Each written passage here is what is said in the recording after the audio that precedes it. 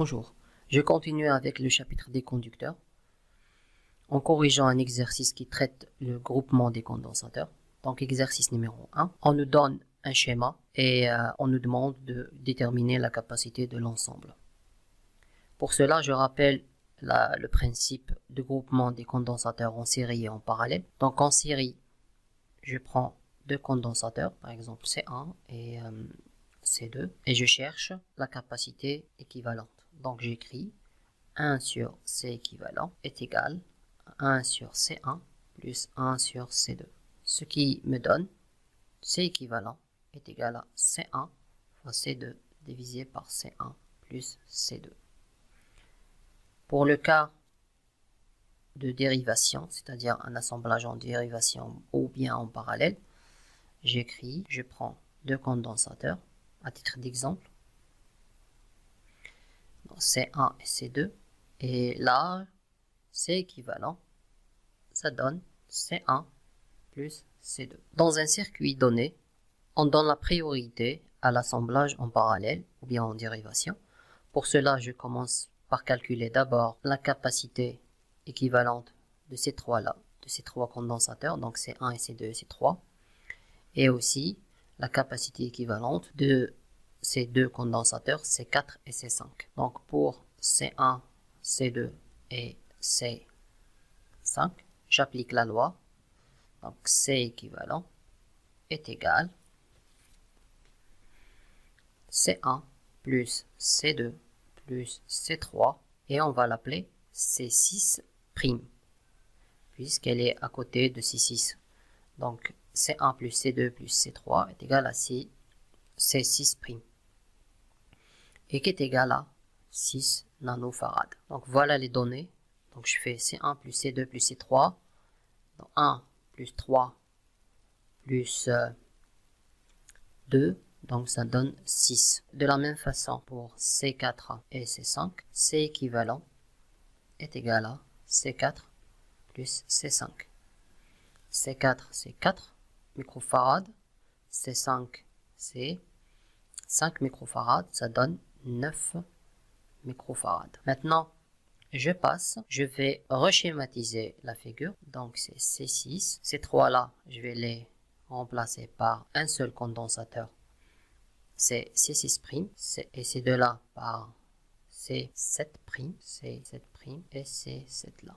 Très bien. Maintenant, je procède à l'assemblage en série. Donc je fais C équivalent pour C6 et C6, C6', ces deux-là.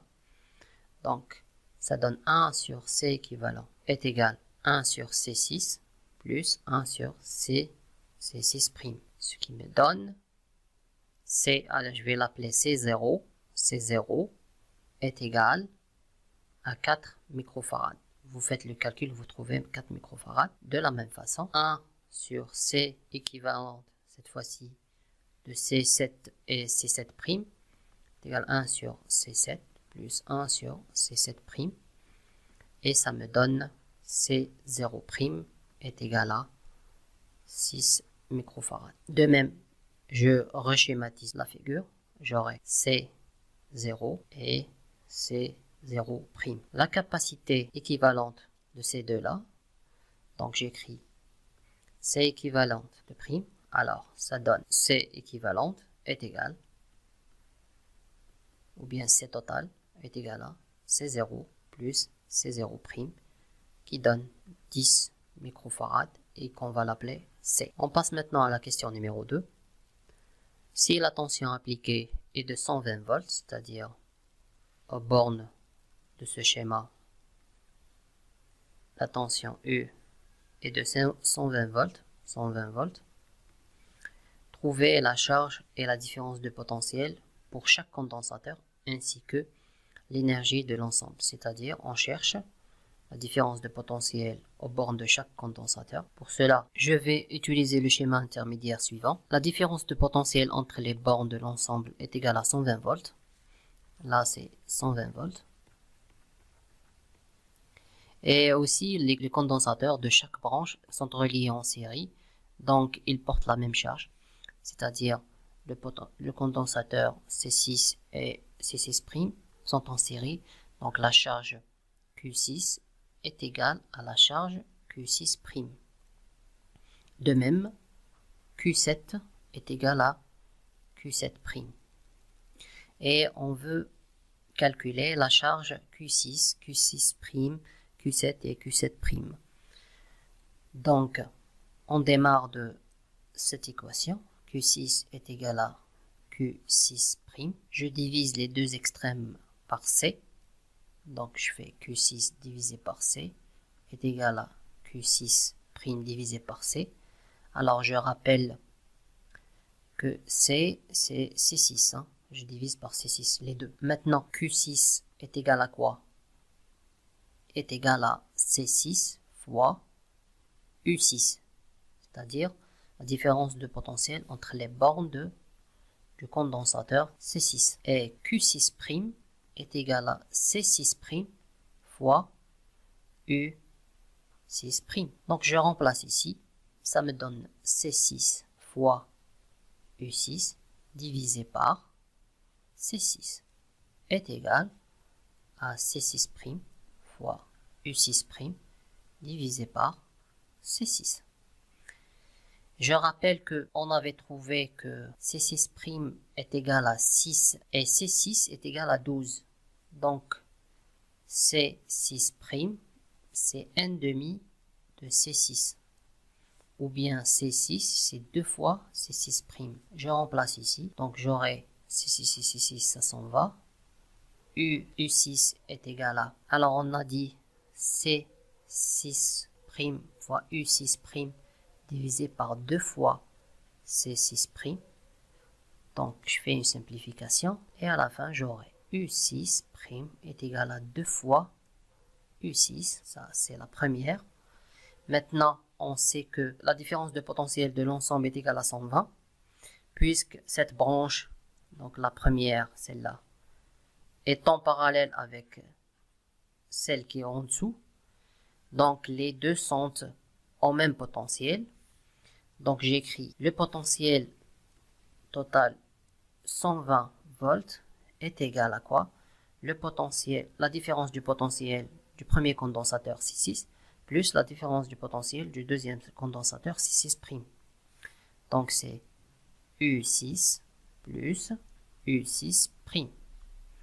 Ce qui me donne 120 volts est égal à U6 plus 2 fois U6 et ça me donne à la fin U6 est égal à 40 volts et U6' est égal à 80 volts. Je suis la même procédure pour C7' et C7 et j'aurai Q7 est égal à Q7' puisqu'ils sont reliés en série, ce qui me donne 9U7' est égal à 18U7 et je tire U7' qui est égal à 2 fois U7. Donc U7' plus U7 égale à 120 volts. Donc U7 à la fin me donne 40 volts et U7' est égal à 80 volts. Maintenant, on cherche U1,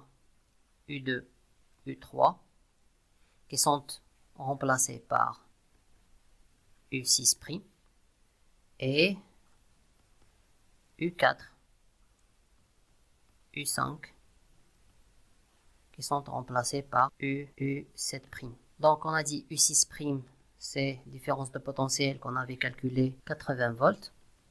Puisque les trois sont reliés en parallèle, donc U1 est égal à U2 est égal à U3 est égal à 80 volts. De la même façon, U4 est égal à U5 est égal à U7' et ça donne 80 volts aussi. Maintenant, on a tout calculé, il nous reste seulement de tirer les valeurs de Q6, Q1, Q2, Q3 et Q7. Donc pour Q6, c'est C6 fois U6. Et ça donne 480 microcoulombs. Et pour Q1, c'est C1 fois U1 et ça donne 80 microcoulombs. Q2, c'est 2 fois U2 et ça donne 160 microcoulombs. Q3, 240 microcoulombs et Q7, 720 microcoulombs. On sait que Q6' est égal à Q6, donc ça donne 480. Et aussi Q7' est égal à Q7, et ça donne 720 microcoulombs. Il nous reste seulement de calculer l'énergie totale du groupement, donc on écrit l'énergie totale, W est égal à 1/2 fois C fois U au carré, qui est égal à 1/2 fois C qu'on avait calculé au départ, qui est égal à 10 microfarads, 10 microfarads fois 120 volts au carré. Vous calculez et vous trouvez 0,72 joules. Et merci pour votre attention.